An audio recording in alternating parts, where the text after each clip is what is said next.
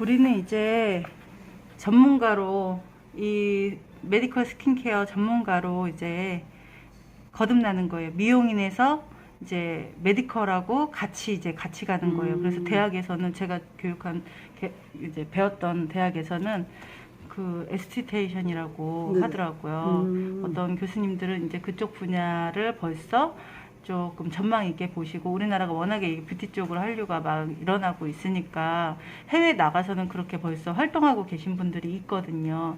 그러니까 고객님들이 오셔가지고 우리의 그 미용적인 부분의 실용적인 부분과 메디컬적인 부분의 실용적인 부분을 다 총합을 해준, 잘 알고 있는 전문가가 상담을 해서 시술까지 해주는 그런 분야예요.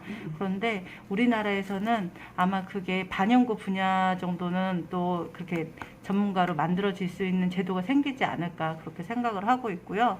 그에 이제 앞서 우리가 이제 먼저 준비가 돼 있어야겠죠. 그래서 우리가 지금 오늘부터 시작하기로 한 게 이제 반영구 눈썹, 아이라인 교육을 받기로 하셨잖아요. 눈썹은 3가지 배우기로 하셨죠. 여기에서는 지금 전문가 과정에 지금 들어가 있는 과정인데, 이때 당시 이거 만들 때에는 그거가 새로 나온 기법들이었던 거야. 그래서 여기 전문가 과정에 들어가 있는 거고, 지금은 이제 기본적으로 다 할 줄 알아야 돼요. 지금 시대에서는 수지침 기법, 그리고 그라데이션 기법, 그리고 이제 엠보 기법. 근데 여기 보면은 엠보 기법이 막 드로잉 기법이 지금 우리가 쓰는 기법이거든요. 근데 여기 뜯는 기법 있잖아요. 뜯는 기법은 태화된 거예요. 한 올 한 올을 뜯어서 점을 연결해가지고 결을 만드는 기법이 있어서, 그러니까 시술자가 하기 힘드니까 결과물도 안 좋겠죠. 그런 기법들은 태화되는 거예요. 이때 당시에는 이제 이 2가지 기법에서 나중에 드로잉만 살아남았어요. 그리고 수지침 기법 같은 경우에도 이때 당시에 나왔던 기법도 좋은데, 저는 최근에는 저번에도 말씀드렸지만 탈각률이 거의 없는 그런 수지 기법, 시술 직후에도 자연스럽고 아주 명품으로 한 땀 한 땀 해서 우리가 추가금을 더 받을 수 있게 명품 눈썹 기법으로 알려드리고 있어요. 그래서 이 기법들 중에서 제일 쉬운 거는, 우리가 단가는 더 받을 수 있지만 사실은 그 수지침 기법, 마이크로니들 수지침 기법이 오히려 제일 쉬워요.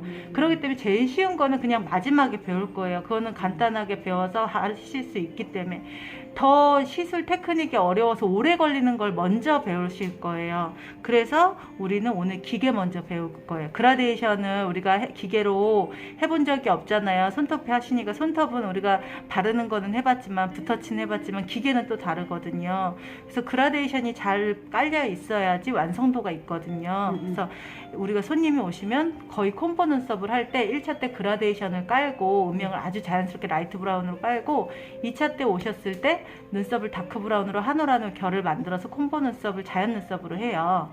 그러면 자연 눈썹의 시술 직후 자연스러운 기법과 눈썹이 한 올 한 올 있는 것과 그 그라데이션에 딱딱 맞는 그 대칭을 딱딱 맞추는 정교한 눈썹, 그리고 오래가는 눈썹, 그런 것들이 보완이 돼가지고 서로 상호작용을 해서 만족도가 굉장히 커질 수 있어요. 그래서 대부분은 이제 나중에 실습을 들어갈 때는 그라데이션을 먼저 실습을 들어가기 때문에 테크닉도 더 잘 하기가 어렵기 때문에 그라데이션을 먼저 수업이 들어가시고, 그 다음 주에는 이제 엠보 들어가시고, 그 다음 주에는 이제 수지침 들어가시고, 그 다음 주에는 실습을 한번 해보시고, 이런 식으로 진행이 되실 거라고 보시면 되세요. 그리고 이제 일주일에 2번 수업을 하잖아요. 첫 번째 때는 여기 커리큘럼 있는 걸 보면서 설명을 해드리면, 첫 번째 때는 우리가 반영구 화장이 무엇인지에 대해서 이론부터 설명을 해드리고요. 제일 또 오래 걸리는 것 중에 하나가 어려운 게 디자인이에요. 그래서 첫 시간에는 제일 오래 걸릴 어려운 것들을 먼저 시작을 하는 거예요. 그래서 수업하는 내내 동안 그거는 차곡차곡 쌓아가면서 숙제를 해오셔야 돼요. 그래서 이상적인 눈썹이란 어떤 것인지 그 스케치를 내가 손으로 옮겨보는 연습들을 해볼 거고요. 그리고 아까 말씀드린 각 시술 테크닉, 터치법, 이론 설명, 또 이런 것들도 살펴보는 거 얘기했고요. 그 다음 시간에는 또 기계 작동법 및 재료 설명과 사용 용도, 머신, 잡는 각도 뭐 이런 것들을 연습을 해요. 그리고 이런 것들은 지금 다음 시간이라고 말은 했지만 받아들이는 수강생의 속도에 따라서 더 당겨질 수도 있고 밀어질 수도 있고 그런 거예요.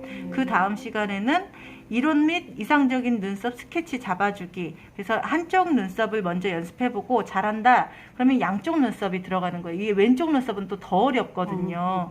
그래서 또 양쪽 눈썹의 대칭을 똑같이 맞춘다는 건 더 어려운 일이에요. 그래서 이상적인 눈썹 스케치를 잡아주고 그 다음에는 눈썹 대칭을 사람한테 또 연습을 해봐야 돼요. 그래서 이 와중에도 그라데이션 터치 연습들은 패드 연습은 계속 들어가는 거예요.